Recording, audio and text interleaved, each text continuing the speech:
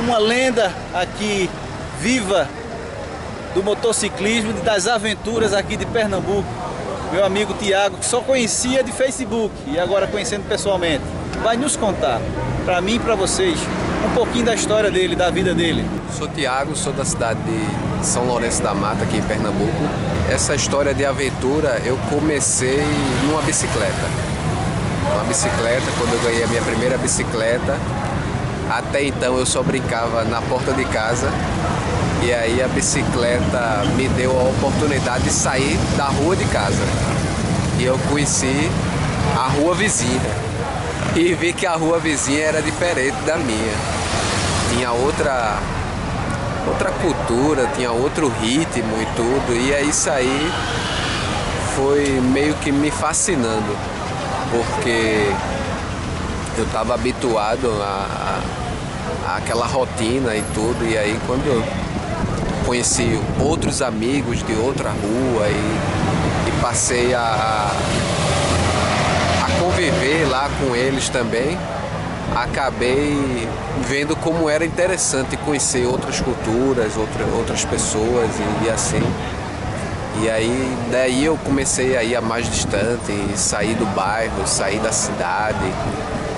E aquilo ali foi uma aventura. Eu tinha cerca de 15 anos de idade, eu acho, por aí. E aos 19 eu comprei a primeira moto. Eu comprei a primeira moto, na verdade, com o intuito de me livrar do transporte público. Foi uma Honda Pop 100 vermelha. E aí comecei a ir trabalhar. E eu tenho família no Rio Grande do Norte. E ia muito para lá, de ônibus.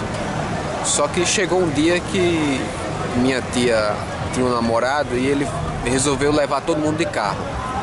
Só que não cabia todo mundo no carro.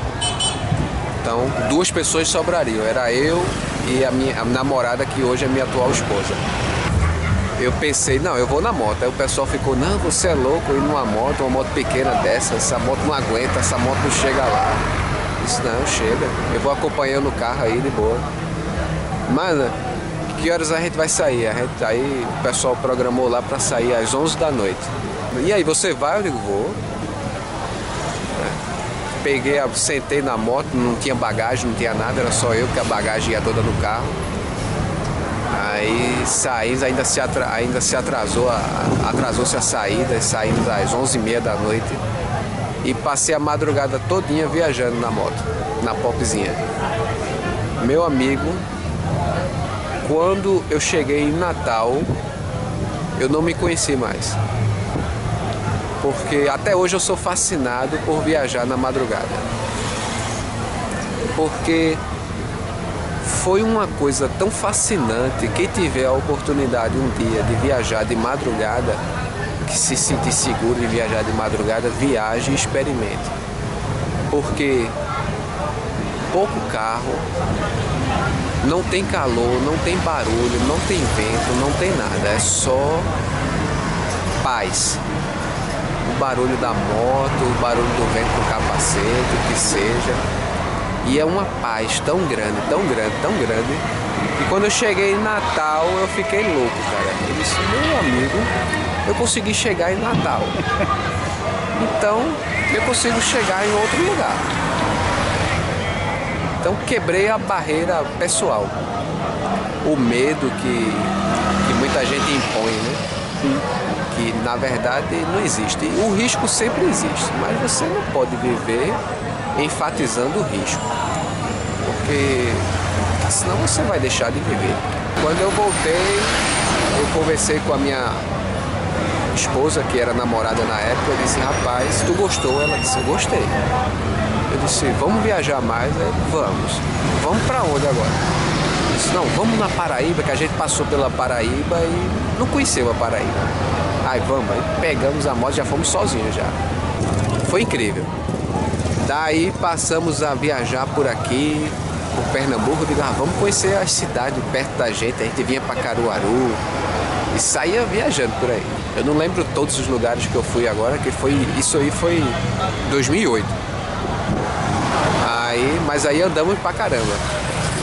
Depois a gente foi vendo a necessidade de pegar uma moto maior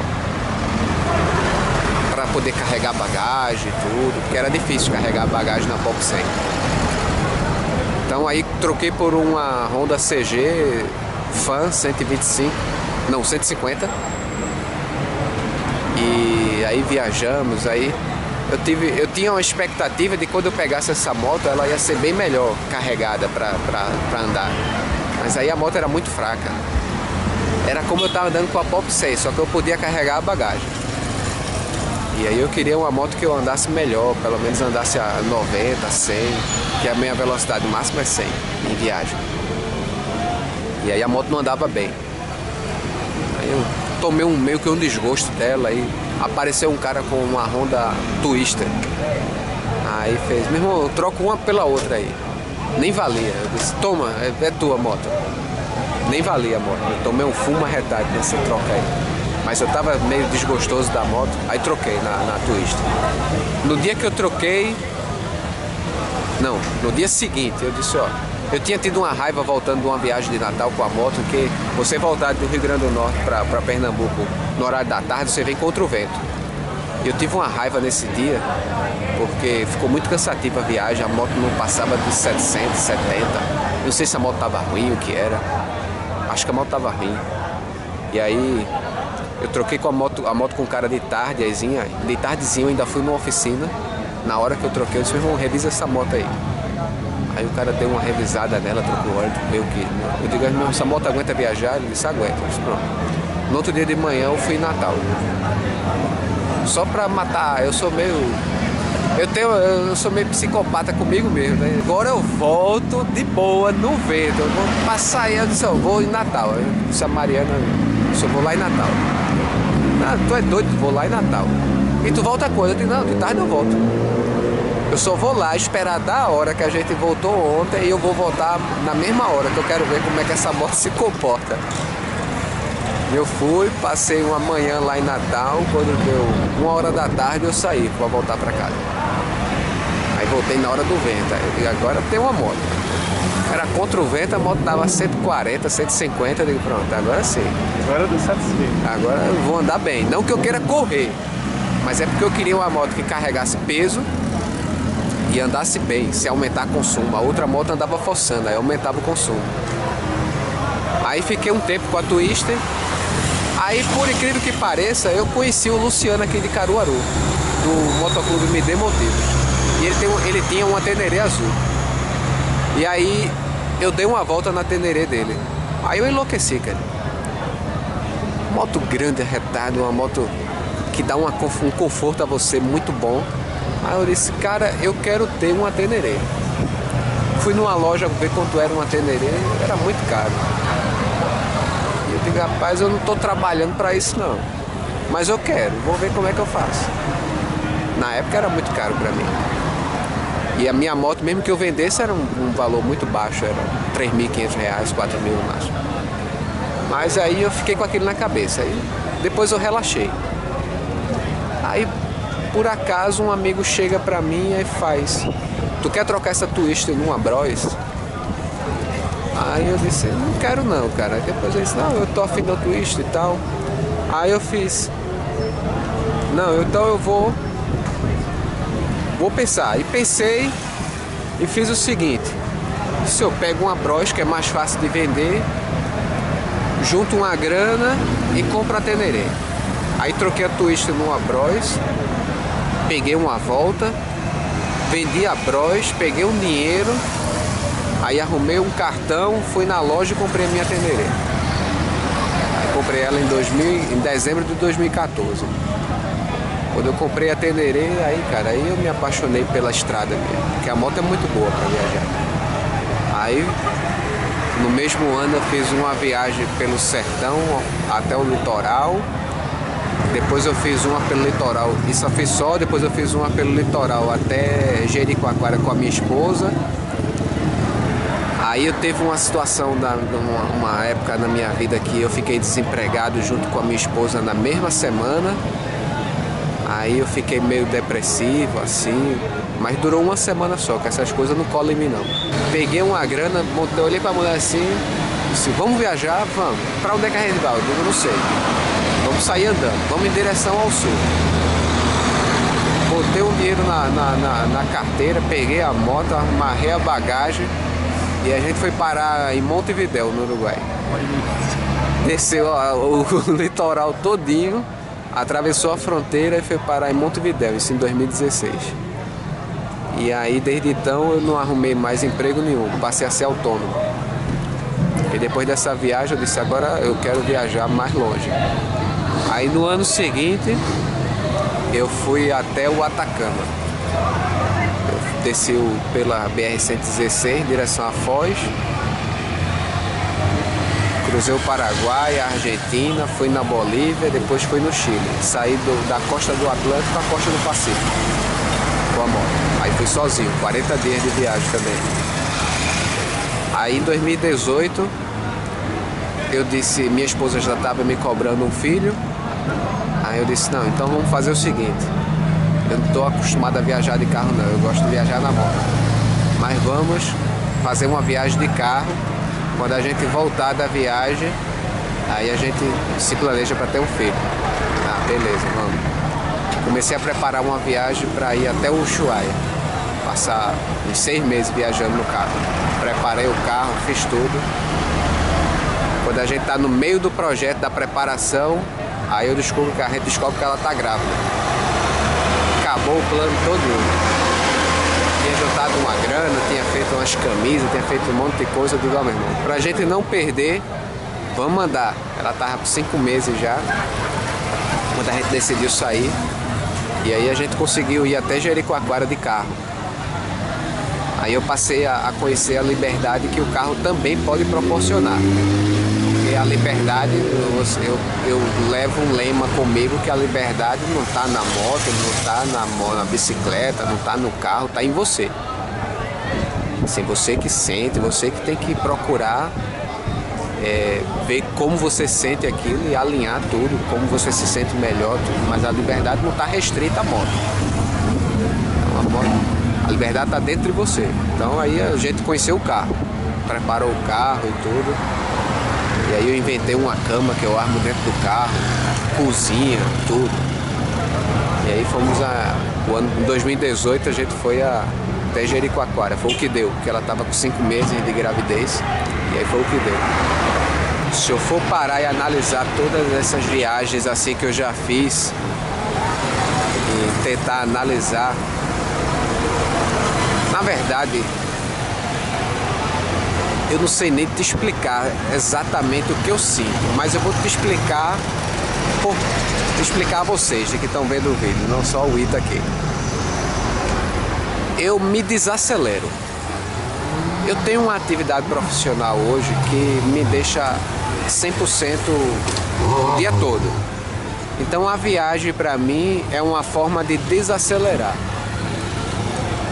Pronto, quando eu pego a estrada, que eu começo a viajar, aí o corpo, o batimento cardíaco vai desacelerando, a respiração fica mais tranquila, a sensação de prazer, cara, vai às alturas. Quando eu paro, eu não gosto de hospedagem, eu não gosto de hotel, de pousada, de nada, cara. Eu gosto de acampar, de parar num posto de gasolina, dormir ali no pátio junto com os caminhoneiros que vivem essa vida aí de dormir assim. E quando eu paro ali, a sensação de prazer, cara, eu não consigo nem descrever. Eu paro num posto, quando eu tô de moto, eu paro num posto e armo minha barraca. Aquilo ali pra mim, bicho, é um prazer tão grande que eu não sei nem assim descrever exatamente. Eu acho que o pouco que eu tô explicando, acho que se você parar e refletir depois assim com calma, você vai entender. Mas a liberdade de você estar no controle da viagem. Eu já viajei de ônibus, eu não viajei de avião ainda, eu tenho vontade. Mas só para matar a curiosidade. Viajei de carro, de moto. Agora eu quero experimentar viajar de bicicleta também. Quem sabe, né? Tá nos planos, tá, né? Nos planos. Outra Precisa sensação. ter um preparo físico, viu? Eu não tenho esse preparo todo ainda não, mas vou tentar. Mas essa sensação, só de você estar no controle da situação, pra mim já é prazerosa. A internet fantasia demais. Eu sou um cara muito realista. Minha viagem, meu estilo de viagem, se você for analisar, não é fácil. Não é fácil pelo seguinte: a minha principal regra é gastar pouco. Para se gastar pouco, você vai ter que abrir mão de conforto, de algumas coisas, de alguns itens. Então, mas que se você souber aproveitar, eu não durmo em pousada, mas se você souber aproveitar o ambiente de um camping, se você souber aproveitar o ambiente de um posto, conversar com alguém, no posto de gasolina, cara, eu conversei com muito caminhoneiro e de certa forma eu acabei ajudando aquela pessoa, eu creio, porque são pessoas que estão ali numa luta. Eu tô ali dormindo no posto por lazer, mas ele tá a trabalho. Então você acaba ajudando alguém e se autoajudando também, porque você dá uma palavra ali para uma pessoa e tudo, uma palavra de fé, de esperança, do que seja, e até um estímulo. De repente eu conheci muitos caminhoneiros que tinham vontade de pegar uma moto e viajar e não imaginava como, e via eu dormindo ali no posto, e ele me admitiu que nunca analisou que ele poderia também, numa viagem, dormir ali no posto. Ele só imagina, ele tá preso no mundo dele ali do caminhão, e só imagina que ele pode dormir no posto se ele estiver no caminhão dele. Ele não imagina que ele podia armar uma barraca como eu armava e dormir. Ou seja, ele quebrei uma barreira ali para ele. E é isso que vai te recompensar a viagem. A viagem no estilo barato acaba sendo rica de aprendizado, de conhecimento. Cara, você vai conhecer muita gente na estrada. Eu estava agora há pouco viajando com a minha esposa e com o meu filho, e aí conhecemos um casal da Espanha, viajando no motorhomezinho, e você vê a experiência que a gente teve, né? A gente passou uma noite lá com eles, conversando. Eu contei um pouco da minha história, escutei um pouco da deles, mas eu só consegui ter acesso a eles porque eu estava num ambiente de camping. Se eu estivesse dentro de um hotel, eu não tinha conhecido eles. Então, você consegue viajar com pouco dinheiro. Por exemplo, na moto eu acampo, tanto em posto de gasolina, fico também em casa de amigos. Detalhe, fico em casa de amigos também, que recepciona de boa.